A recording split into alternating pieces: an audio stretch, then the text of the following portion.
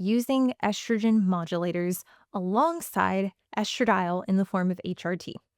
So I've had this happen a handful of times and it really irks me. When someone's given HRT for estradiol, like a cream or a patch in order to support their estradiol levels, the idea is that they want those levels to go up. Uh, Giving someone something that modulates estrogen in terms of bringing it down, like a DIM, tamoxifen, or letrozole, these are also ones that quite literally do the opposite of what the estradiol HRT is doing. A lot of individuals are put on these kind of protocols, and it really begs the question, what was the thought process behind this? Are we trying to lower it or are we trying to raise it? I get in a quick pinch if someone needs to lower their estrogen because it is way too high. You can absolutely use something like DIM or calcium glucarate, but realistically, we still need labs to support that. What doesn't make a lot of sense is in the case where someone is simultaneously trying to lower it and raise it at the same time. And realistically, I've seen this where individuals are just told that part of your daily supplement routine needs to be DIM or calcium glucarate, despite already having low levels of estrogen. This is why, even if you're using something over the counter, we should be really clear, really well versed on what specific hormones is it going to affect and what are those effects going to manifest as. I may have said number 6, number 5. This is number 6, not establishing an upper threshold for safe testosterone levels. So a lot of people will wind up, going to a clinic, going to their provider and telling them that, I don't feel as good as I used to. It's harder to build muscle. It's harder to lose fat. My energy's not there. My libido's lower. And, I think it's amazing to be able to have access to get some kind of support specifically for female hormonal imbalances. But it's not enough to just go off symptoms. We need to have that quantitative threshold and really have a clear understanding as to how high should we push this person. And this kind of goes in line with the first mistake, but realistically, I think we also need to respect the fact that without these labs, we have no idea how high a specific dose is taking someone. I'll tell you a story. I've had 3 girls over the last 2 years who've come to me who've been at supraphysiological testosterone levels. So their levels have been over 300 nanograms per deciliter. And they've told me, well, yeah, like I'm noticing some clitoromegaly.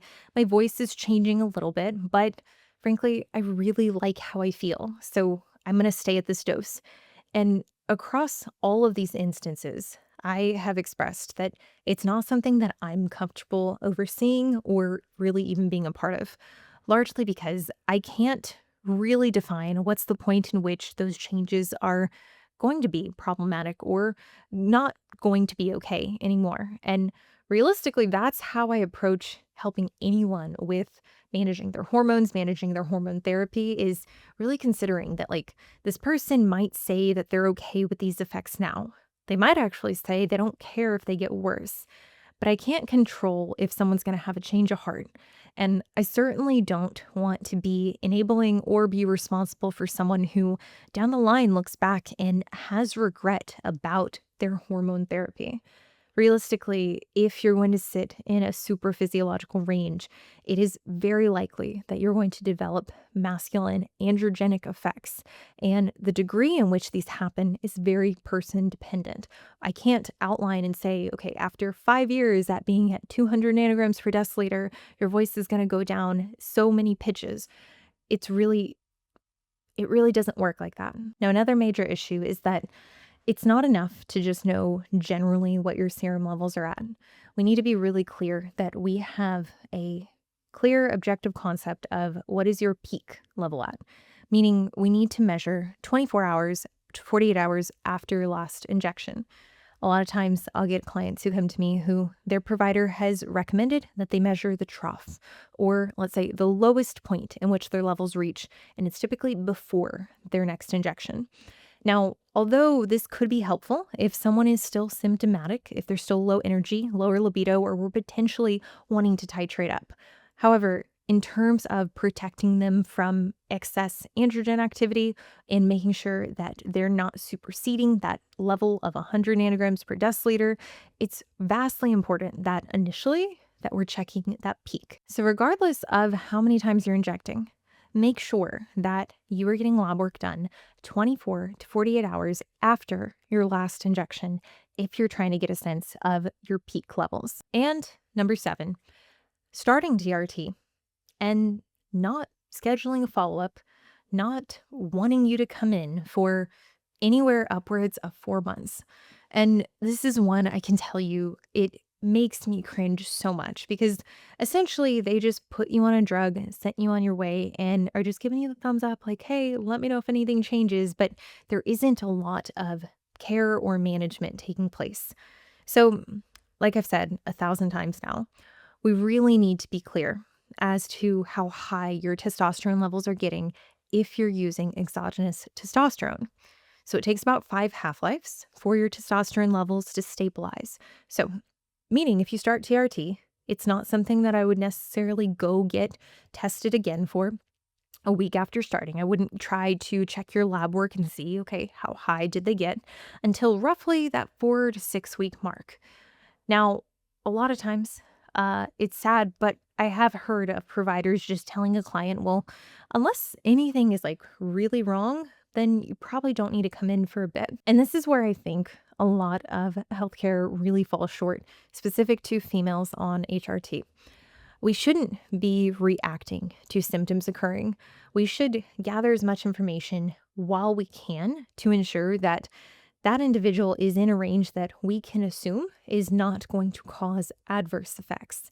So realistically, even if the individual is asymptomatic, they're not having signs of excess acne, vocal deepening, hair growth, clitoromegaly, we still don't want to continue to roll the dice and have them sit at a supraphysiological level. So on the flip side, how often should you be getting levels checked once you start TRT?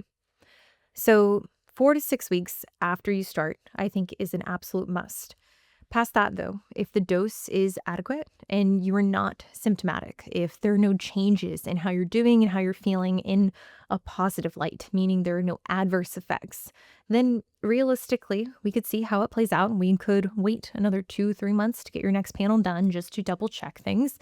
But what really irks me is that some clinics will lock you into seeing them either monthly, bi-monthly, and force you into paying for $200 to $300 panels that might not actually be necessary.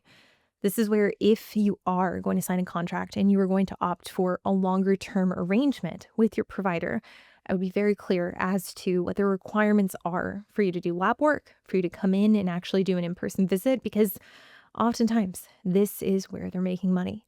And I'm all for lab work. I'm all for having the necessary information.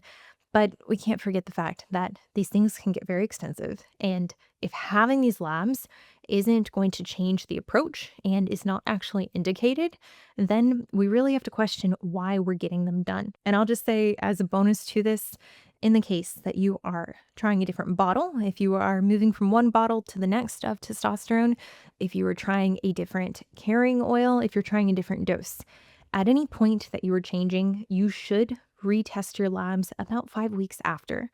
These carrying oils can degrade at different speeds, and it's something that even if you feel like your dose is appropriate, it doesn't hurt to check quarterly where your levels are at. And I think it's generally just good practice to keep a pulse on your total serum testosterone levels if using TRT.